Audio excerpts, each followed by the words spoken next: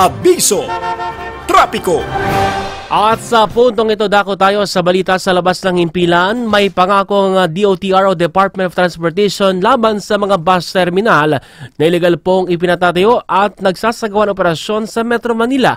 Kung ano yan, alamin sa report ni Miko Agustin. Miko?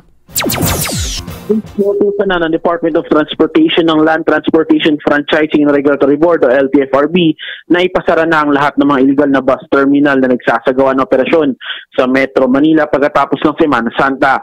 Ito ang pangako ni Transportation Secretary Vince Dizon matapos itong matuklasang substandard ang mga pasilidad ng mga illegal na terminal matapos ang kanilang ma-inspeksyon ngayong Semana Santa. Kabilang sa mga nakita ni Dizon ng mainit na terminal, halos walang upuan at hindi maayos na palikuran.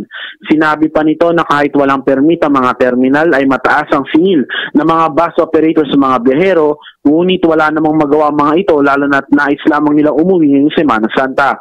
Ayon kay Dizon, pinagbigyan niya muna mga illegal na terminal upang makatulong sa mga biyaherong nais na makauwi ngayong Semana Santa, ngunit hindi na nila sasantuin ang mga ito pagkatapos ng dagsa ng mga pasahero sa susunod na linggo. Dapat din umanong gayahin ng mga terminal ng bus kung paano nagbibigay ng serbisyo ang PITX. Miko Agustin, Newsline.